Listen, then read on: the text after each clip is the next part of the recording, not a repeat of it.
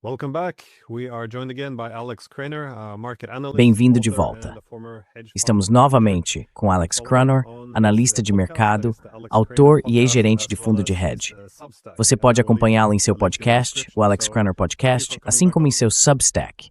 Vou deixar um link na descrição. Obrigado por voltar ao programa. Sempre um prazer, Glenn. Obrigado pelo convite. Gosto da sua combinação de expertise em mercado e análise política, e é por isso que achei que você teria observações muito interessantes sobre a ameaça da oligarquia crescente que estamos vendo, não apenas nos Estados Unidos, mas também na Europa, e como eles estão essencialmente sequestrando a democracia. E em seu podcast, você até faz conexões com a queda de Roma. Gostaria de saber, até que ponto você enxerga uma oligarquia hoje e por que ela está minando a democracia?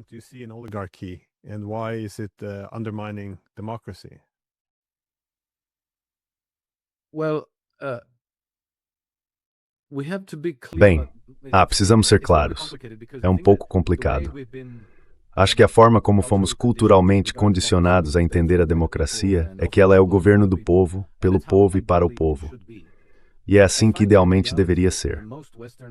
Mas percebo que na realidade, na maioria das nações ocidentais, e temos evidências empíricas muito sólidas disso no caso do Reino Unido e dos Estados Unidos, o que se tem de fato é uma espécie de democracia superficial. É uma democracia apenas na aparência, enquanto o sistema, o governo, a estrutura econômica, é na verdade controlado por uma oligarquia.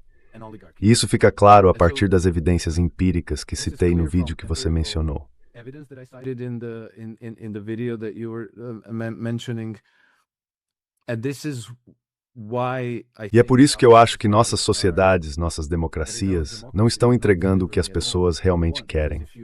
Porque se você pensar bem, vivemos sob democracias há pelo menos 3 gerações no Ocidente. E quando as pessoas vão votar, o que elas querem é prosperidade. Elas querem altos padrões de vida, paz e segurança. Mas de alguma forma elas sempre acabam enfrentando crises econômicas e financeiras recorrentes, repressão, censura, insegurança, deterioração dos padrões de vida, infraestrutura em colapso e guerras intermináveis no exterior. Então, obviamente, algo não está funcionando direito. So something's obviously not working correctly. But nevertheless, the media... Mesmo assim, a mídia continua promovendo a democracia como um dos mais altos valores e ideais que devemos perseguir e jamais questionar, e assim por diante. Mas se você analisar o que o sistema realmente entrega, em contraste com o que nos dizem que ele deveria entregar, percebe que os sintomas da decadência social, essas crises econômicas, as guerras, porque, convenhamos, a maioria das guerras no mundo é instigada por governos democráticos, principalmente o Reino Unido e os Estados Unidos. E quando observamos esse padrão, vemos que é o mesmo, ou muito semelhante, ao que vimos em Roma, na Roma antiga e na Antiguidade grega, e também durante o período bancário lombardo na Itália, nos séculos II e XIII.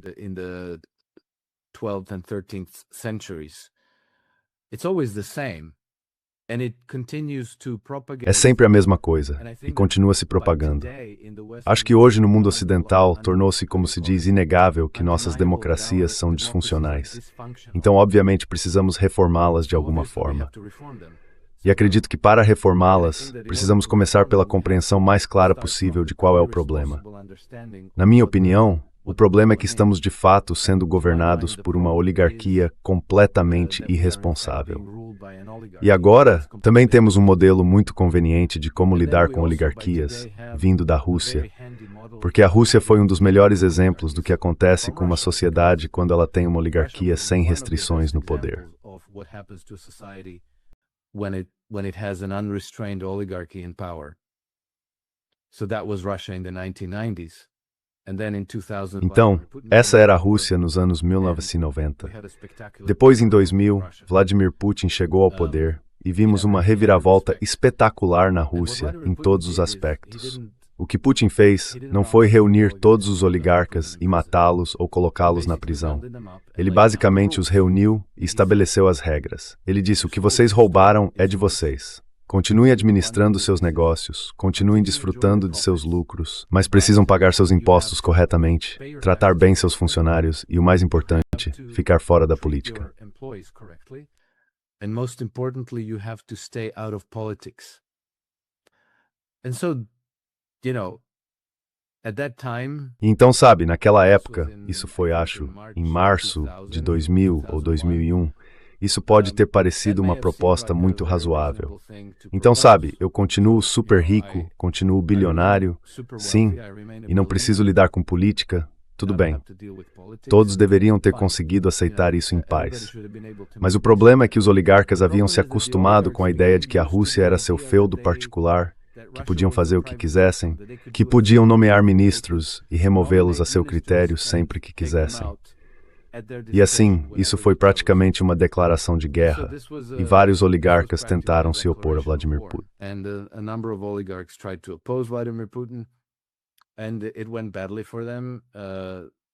E isso acabou mal para eles. Na maioria das vezes não foram, sabe, tiroteios, quer dizer, nenhum deles foi um tiroteio. Foram batalhas legais. Os oligarcas processaram o governo se defendeu e saiu vitorioso. O único dos 7 banqueiros que acabou na prisão foi Mikhail Khodorkovsky, que foi um pouco ousado porque representava os interesses de Jacob Rothschild na Rússia. Isso não é teoria da conspiração.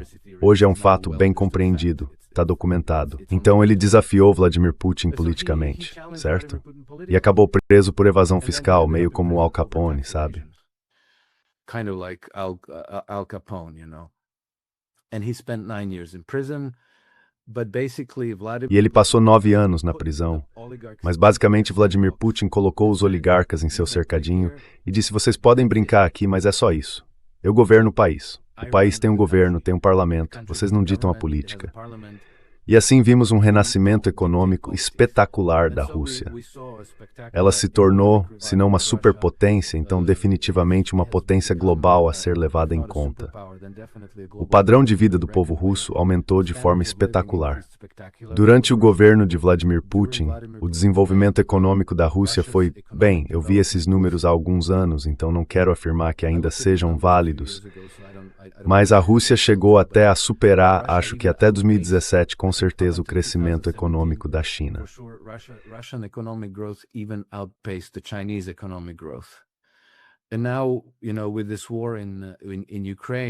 E agora, você sabe, com essa guerra na Ucrânia, vemos que a Rússia não é apenas uma economia avançada, é um sistema muito robusto. Mesmo tendo sido atingida pelo maior pacote de sanções já imposto a qualquer país na história, isso não desequilibrou a Rússia, não a desestabilizou. E esse é o efeito de conter o poder da oligarquia.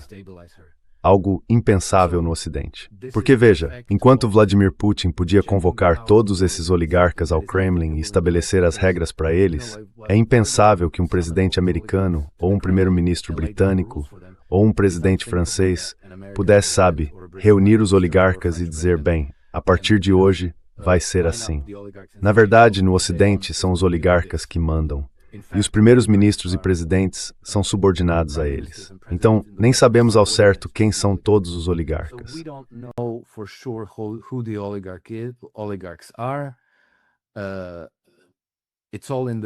Tudo isso está no domínio das teorias da conspiração.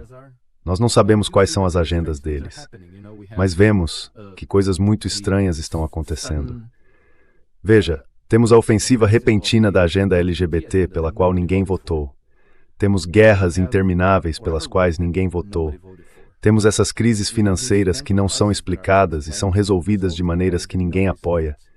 Temos essa hostilidade irracional e insana em relação à Rússia, que está levando nossos líderes a implementar políticas completamente insanas, como destruir nossa infraestrutura e segurança energética, só porque acham que isso é uma forma de prejudicar a Rússia.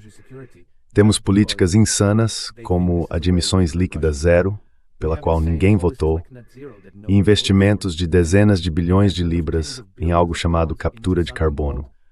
Então, massa ainda ruinar essa snidering de seleção going to tuben de louth purger, esvaziar brainsen, e ter dinheiro. Which is completely insane. It doesn't serve any purpose. It doesn't make anybody else better. Isso não serve para nada. Não melhora a vida de ninguém. Eles dizem, estamos salvando o planeta.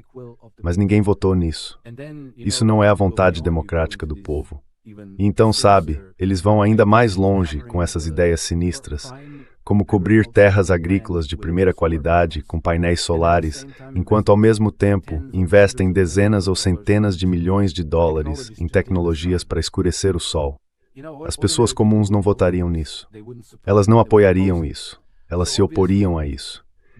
Então, obviamente, o Ocidente se tornou patogênico e disfuncional. E vamos ter que reformar o sistema. Mas para reformar o sistema, precisamos entender de onde vêm os problemas. E basicamente essa é a motivação por trás do vídeo que você mencionou.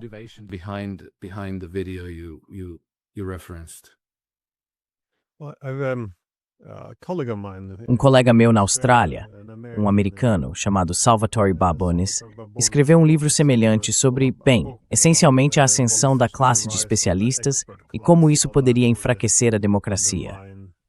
Isso também se encaixa um pouco na categoria de uma oligarquia. A premissa principal é que alguns aspectos da governança deveriam estar fora do controle democrático. Por exemplo, a governança militar. As pessoas não sabem como ser governadas, nem o que o setor militar exige. Então isso é algo feito à parte, que não deveria estar sob controle democrático direto. Mas então eles dizem que as tecnologias também são bastante importantes, assim como certos aspectos dos bancos centrais.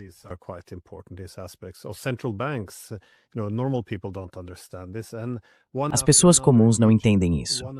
E uma após a outra, cada parte da governança muda, começa a se centralizar e meio que sai do controle democrático.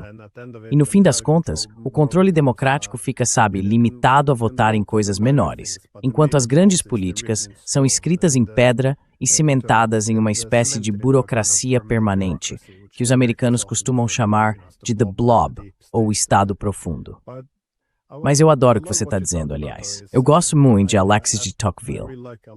Ele escreveu esses livros de Veritou os Estados Unidos século XIX, e de Small Step Within Our Halal.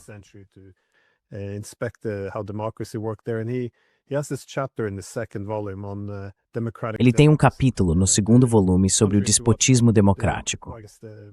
Ao contrário do que imagino, seja a suposição comum hoje, ele escreve que as democracias são particularmente vulneráveis à oligarquia, porque há muito pouca resistência, devido à crença de que seus representantes realmente representam o povo. Elas usam formas mais sutis de regular cada vez mais aspectos da vida. E, por causa dessa confiança no governo e da preferência pela segurança material e pela paz social, há uma disposição em entregar grande parte da autonomia na vida das pessoas. Ele tem um parágrafo fascinante em que escreve que as pessoas se tornam cada vez mais como crianças nas democracias. Porque se tudo deve ser igual, isso essencialmente exige um governo muito grande. E isso cria essa tirania suave.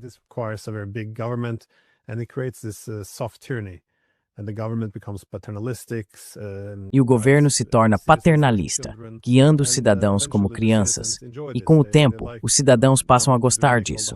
Eles apreciam não ter que tomar todas as decisões difíceis. E enquanto isso acontece, os interesses dos ricos continuam crescendo e passam a dominar cada vez mais todas as instituições democráticas.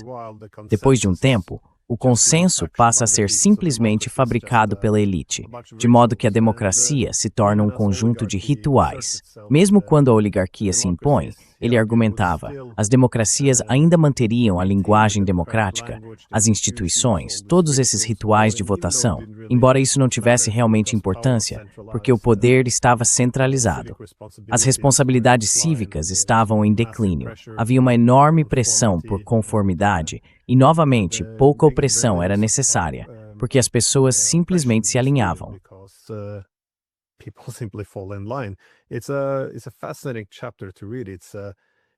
É um capítulo fascinante de se ler.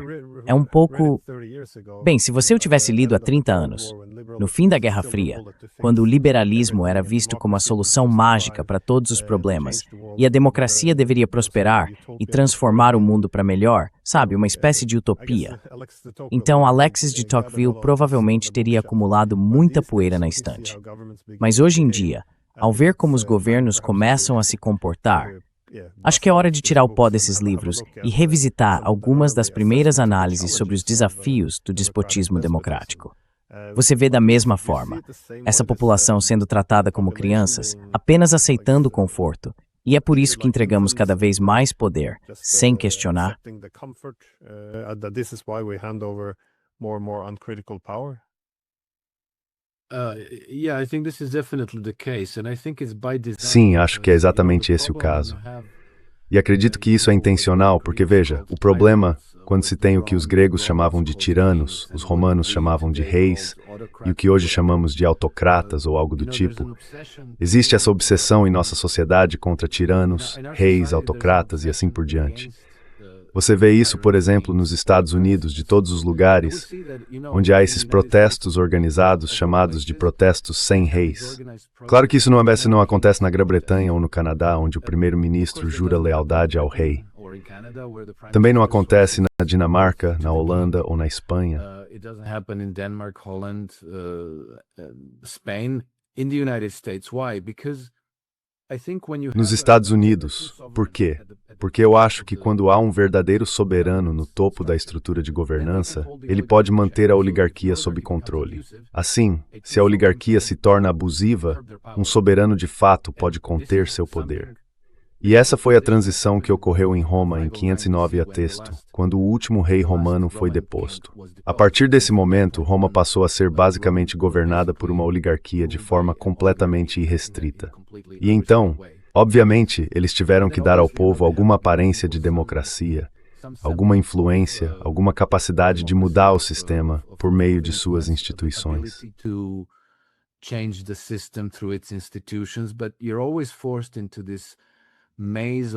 Mas você está sempre sendo forçado a entrar nesse labirinto de regras, regulamentos, estruturas e instituições que são quase impossíveis de qualquer pessoa comum navegar. Ao mesmo tempo, a oligarquia pode implementar mudanças de cima para baixo com muita facilidade, porque controla o poder econômico. Sabe, eles podem comprar todos os congressistas e senadores e podem pagar todos os lobbies que quiserem. Eles obtêm um retorno absolutamente enorme sobre o investimento na política. Então é isso que temos no Ocidente. Mas obviamente eles não vão nos contar isso. Tentam esconder.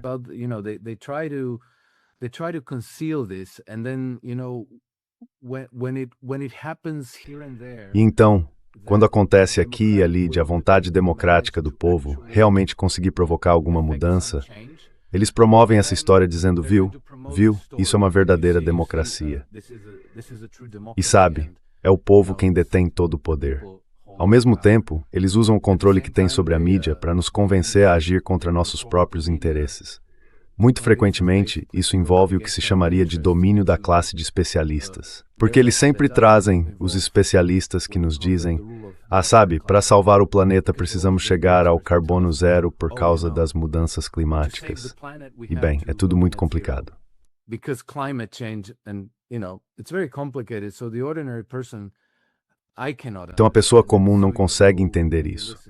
Então você vai e ouve os especialistas, e os únicos especialistas que aparecem na mídia são aqueles que dizem, sabe, 97% concordam que a atividade humana está causando as mudanças climáticas. Então adivinha? Temos que parar de dirigir carros movidos a combustíveis fósseis, temos que desmantelar todas as usinas nucleares e basicamente temos que cometer suicídio econômico. Você tem que ficar sem emprego e tem que congelar no seu apartamento. Por quê? Porque se não fizermos tudo isso, não poderemos salvar o planeta. O planeta inteiro vai queimar. E aí é a mesma coisa com a escassez de água, que também é uma invenção.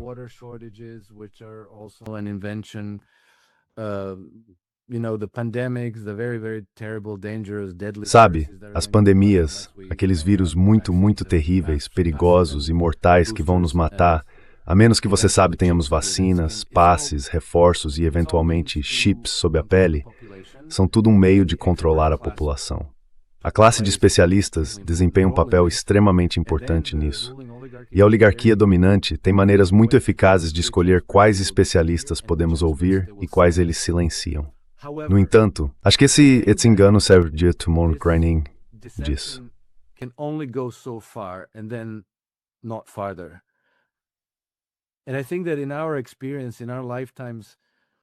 E eu acho que, na nossa experiência, nas nossas vidas, a pandemia de 2020 foi o ponto de virada em que talvez muito poucas pessoas, uma porcentagem bem pequena, leriam Alexis de Tocqueville e diriam: "Ei, sabe, ele estava certo." É exatamente isso que estamos vivendo. Acho que hoje esse grupo é muito, muito maior. Não sei quanto é, mas talvez antes da pandemia fosse 1%, e hoje seja 20, 30 ou até 50%. O problema é que as pessoas ainda são levadas a sentir que, se questionarem o sistema, estão em minoria, que são um grupo de excêntricos.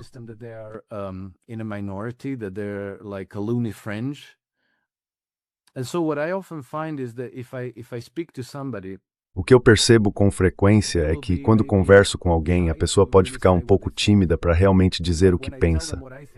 Mas quando eu falo abertamente o que eu penso, de repente ela diz: "Ah, sim, eu concordo completamente." Sabe, a mídia de alguma forma projeta essa ideia de que existem esses malucos, teóricos da conspiração por aí que estão completamente errados sobre tudo, e que, se você concorda com eles, então você é um dos malucos. Então as pessoas se sentem isoladas. Não gostam de dizer o que realmente pensam sobre isso ou aquilo. Mas quando percebem que você concorda com elas, sentem alívio. E aí ficam prontas para conversar e te contam tudo.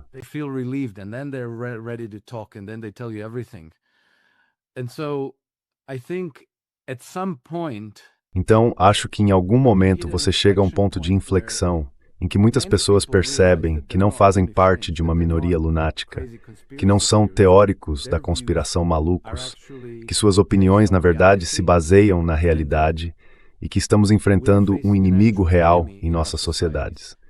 E esses especialistas que colocam diante de nós estão, na verdade, nos enganando. Eles não estão nos dizendo a verdade. Então, acho que a partir desse ponto as coisas começam a mudar. E você tem Donald Trump na Casa Branca, porque ele era a única alternativa. Poderíamos ter tido o quarto mandato de Barack Obama por meio de Kamala Harris, ou era preciso seguir numa direção diferente? E claramente, o povo americano escolheu a alternativa.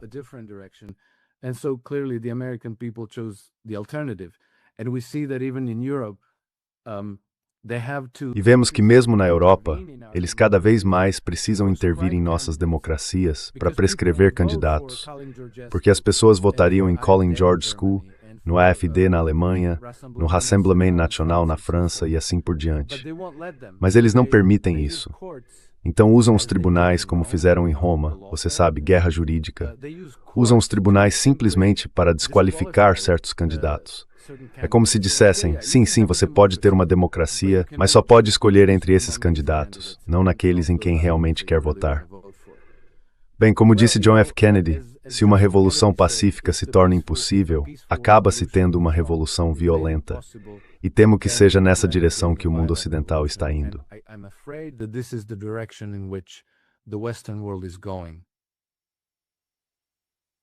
Essa ideia de que você não pode questionar o sistema, acho que esse é o problema. Eles transformaram esses ideais liberais em uma identidade, uma ideologia. É assim que se definem, eles são a democracia. Eles representam a democracia.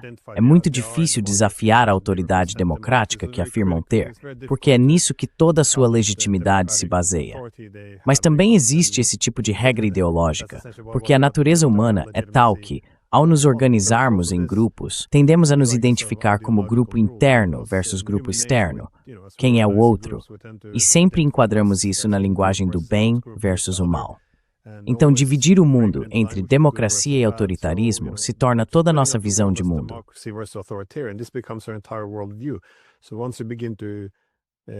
Então, quando você começa a questionar as credenciais democráticas da liderança política e se eles se tornaram ou não oligarcas, isso é visto como um ataque à própria legitimidade política deles.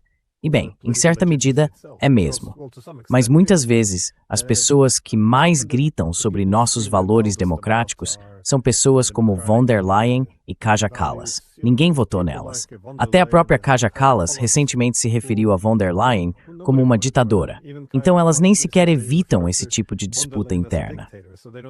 Mas mesmo as pessoas realmente eleitas, aquelas que os eleitores tiveram a chance de escolher, pessoas como Starmer, Merz, Macron, quero dizer, temos o Merz da BlackRock, obviamente fortemente influenciado por seu histórico no setor financeiro. O mesmo aconteceu com Macron. Se você se lembra, quando ele estava sendo promovido na política como o líder que assumiria o comando, ele era um ex-banqueiro de investimentos do Rothschild.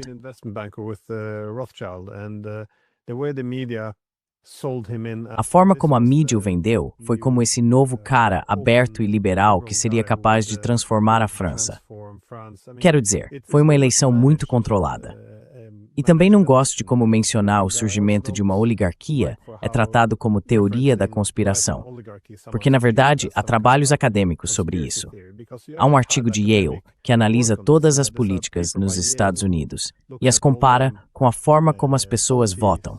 E desde os anos 1980, eles basicamente confirmaram que o voto tem pouco ou nenhum impacto nas políticas. Então sim, você pode escolher quem senta no trono, mas as políticas não vão mudar. Até mesmo o ex-presidente dos Estados Unidos, Jimmy Carter, que já faleceu, disse que os Estados Unidos não são mais realmente uma democracia.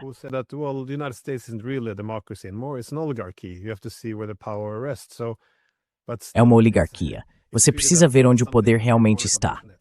Mas ainda assim, tratam isso como algo vindo dos cantos obscuros da internet. Algo que você, bem, mesmo que consiga ver ali, não pode negar. A distribuição de poder, em termos econômicos, o quanto está concentrado. Você pode assistir à posse de Trump e ver toda a primeira fila ocupada por bilionários da tecnologia. E ainda assim, não é uma oligarquia. Ainda é uma democracia. Mas como você sugeriu, sim, absolutamente. E há muito pouco que possa ser feito agora, exceto as elites políticas se tornarem cada vez mais coercitivas, como você disse. Proibir eleições, anular eleições, prender opositores políticos, como na França.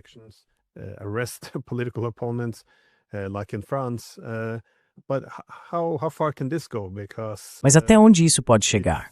Porque dá para sentir que a confiança nos políticos, a confiança na mídia, tudo está em declínio. E a grande ironia, claro, é que a democracia liberal tem muitas ideias excelentes. Mas se você não pode criticar o sistema, como por exemplo a concentração de riqueza ou o despotismo democrático, não consegue lidar com suas fraquezas e acaba destruindo-o. Então é bastante irônico que tenhamos praticamente proibido a crítica ao sistema. Mas para onde você acha que isso está indo? Estamos entrando em uma era pré-revolucionária.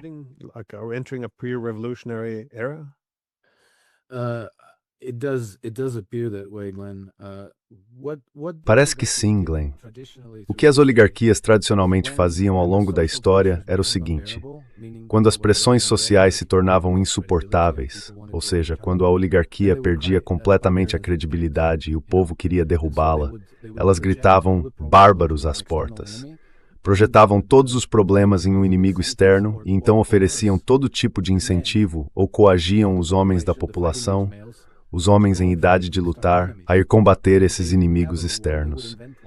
E se não houvesse uma guerra, elas inventavam uma, simplesmente criavam uma. Porque o que acontecia era que desviavam as queixas para algum inimigo externo, mandavam os homens para a guerra, e esses homens eram sacrificados em grande número. These men would be sacrificed in very large numbers. And it's controversial to say that that's a deliberate... E é controverso dizer que isso é uma política deliberada, mas é muito claramente uma política deliberada. Você manda homens para a guerra e depois não tenta apenas vencer a guerra e trazê-los de volta para casa. Agora, esses homens são heróis, mas ainda assim são talvez seus potenciais inimigos, então você tenta se livrar de quantos puder. E então você também usa o combate para recrutar aqueles que podem se tornar sua guarda pretoriana, os mais obedientes, os mais ambiciosos, os que querem servir ao poder. O problema hoje é que parece que o velho manual não está mais funcionando, porque eles estão perdendo o controle da narrativa.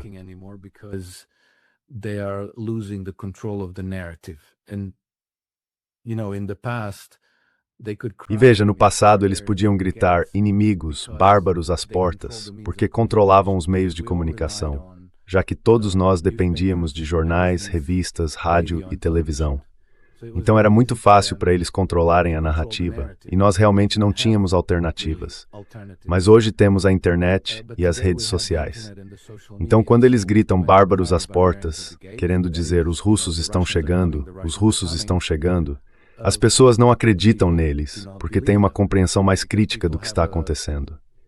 E aqueles velhos clichês de que assim que os russos terminarem com a Ucrânia começarão a invadir o resto da Europa, a maioria das pessoas não pensa assim.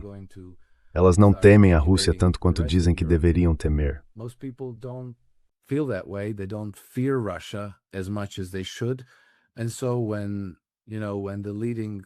E então, quando os principais políticos e líderes militares dizem a eles, bem, adivinhem, vocês vão ter que sacrificar seus filhos, as pessoas respondem, não, nós não queremos sacrificar nossos filhos. Não faremos isso. Não achamos que a Rússia seja nossa inimiga.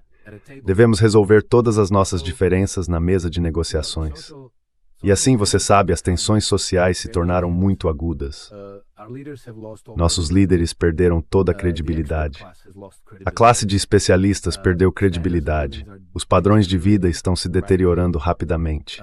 O inimigo externo, o pano vermelho do inimigo externo, não está surtindo efeito. Então, o que acontece agora? Acho que ou ocorre uma revolta social, uma revolução ou uma guerra civil.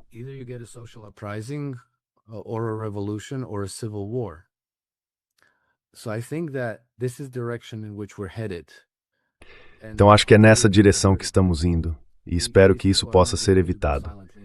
Mas essas pessoas não vão simplesmente desaparecer silenciosamente. Acho extremamente importante que todos nós tentemos trazer o maior número possível de membros da Guarda Pretoriana deles para o nosso lado.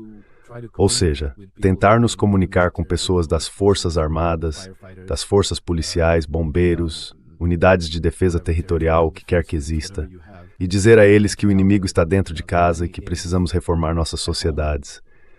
Portanto, não vamos entrar em guerra uns contra os outros, mas ver como podemos reformar melhor nossos sistemas. E então, você sabe, as oligarquias não terão escolha. Elas não podem ir contra o povo.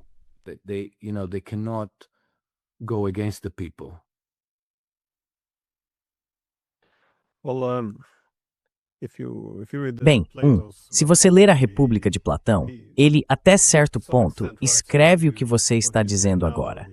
Ele destaca que esses governos oligárquicos tendem a ter uma inclinação para a instabilidade e a guerra. Curiosamente, Obama disse isso quando entrou na Casa Branca. Conversei com o coronel Lawrence Wilkerson, que estava lá na Casa Branca, e ele observou que Obama lhe disse: nesta cidade, não importa o que você tente fazer, sempre há essa tendência para a guerra. E, sabe, se você olhar para a República de Platão, esse era essencialmente o argumento dele, que a elite rica começa a acumular riqueza, a desigualdade cresce e o ressentimento começa a se espalhar.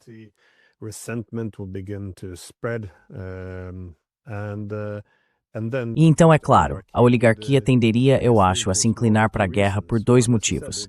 Primeiro, como eu disse, para acumular mais riqueza, já que eles não arcariam com o custo desses conflitos. Essencialmente, os camponeses é que teriam de morrer.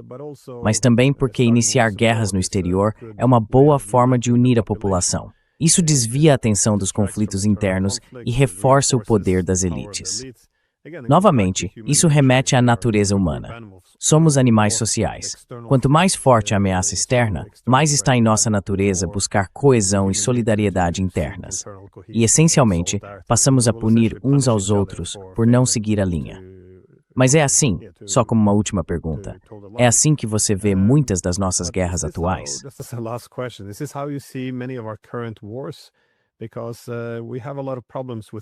Porque temos muitos problemas com a oligarquia. Antes de tudo, no cenário internacional, seu poder está em declínio devido à ascensão de países como a China, mas também por causa do desacoplamento dos centros de energia e da crescente influência de potências como a Rússia, além de produtores de energia como a Venezuela e o Irã. As coisas estão saindo do controle, e é possível ver o hegemon em declínio. Há o elemento externo de novos centros de poder, mas também, internamente, há um ressentimento crescente entre a população. É assim que você vê as guerras. Quero dizer, com a Rússia, potencialmente a China, a Venezuela e provavelmente em um futuro próximo o Irã, e imagino os problemas do nosso tempo, você vê isso ligado às oligarquias?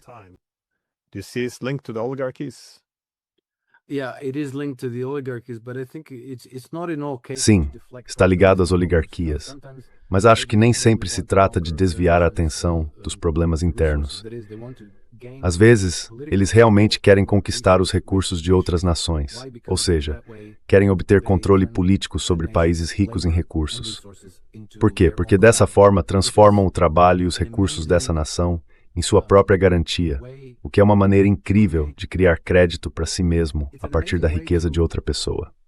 No momento em que você concede empréstimos aos seus clientes, como a KBR, a ExxonMobil, a Shell, seja quem for, para irem desenvolver um recurso petrolífero no Iraque, no Irã ou na Venezuela, a riqueza em recursos dessa nação se torna sua riqueza no instante em que você concede esse empréstimo ao seu cliente.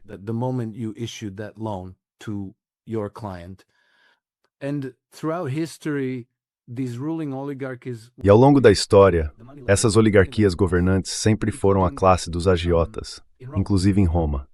Só para dar um exemplo, Júlio César, que até hoje é demonizado em nosso currículo histórico como o homem que quase destruiu a democracia romana, na verdade queria reformar Roma e conter o poder da oligarquia.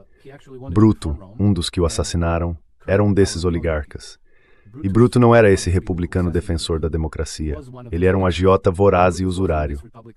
Há até uma história sobre ele ter concedido um empréstimo aos oficiais da cidade cipriota de Salamina, ou Salakis, não me lembro bem, e cobrado deles 48% ou 50% de juros.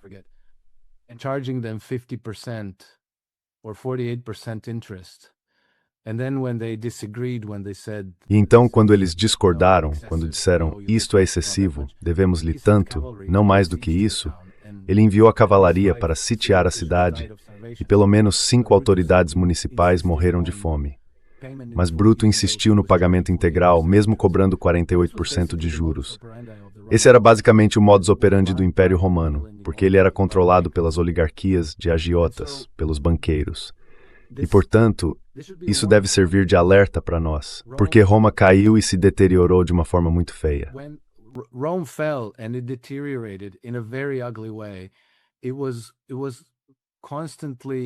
Ela era constantemente dilacerada por guerras civis. Os generais romanos passavam mais tempo lutando contra outros generais romanos do que contra bárbaros ou outros invasores. Mas a forma como a história apresenta isso, o Império Romano e tudo o que aconteceu, sempre esconde as lições mais importantes, certo? Sempre ocultaram que tudo girava em torno de dívida, sistema bancário, oligarquia, colonização, imperialismo e assim por diante. Então, precisamos revelar todas essas lições agora, porque temos a internet e muitos recursos estão surgindo.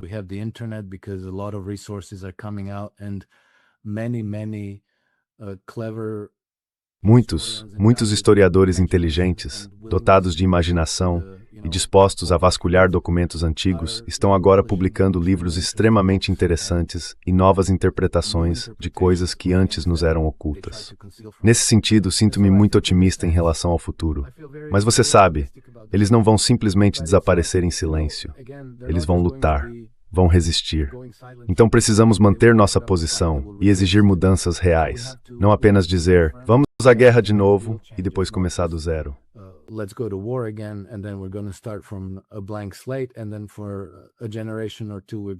E então, por uma ou duas gerações, vamos achar que tudo está maravilhoso de novo, até que as dívidas se tornem impagáveis outra vez. E então vamos repetir tudo, ciclo após ciclo, e talvez mais guerras mundiais, porque tivemos que fazê-lo, certo? Por que não ter uma terceira e depois talvez uma quarta, e assim por diante? Então, acho que precisamos quebrar esse ciclo da história. Mas a única maneira de quebrá-lo é realmente entender de onde vêm os problemas, com o máximo de clareza possível. E acredito que hoje isso é possível.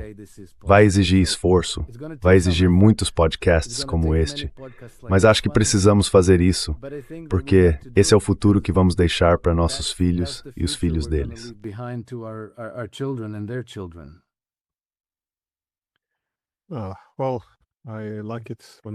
Bem, eu gosto quando você termina com uma nota otimista. Então, há mudanças a caminho. Dá para sentir, não pelas manchetes dos jornais, mas pela mudança de sentimento, que há alguns que realmente querem restaurar alguns dos valores e virtudes que os líderes políticos afirmam representar, embora os tenham abandonado há muito tempo. Muito obrigado por dedicar seu tempo. Obrigado pelo convite, Glenn. Sempre um prazer. Thank you for the invite, Glenn. Always a pleasure. E até a próxima vez.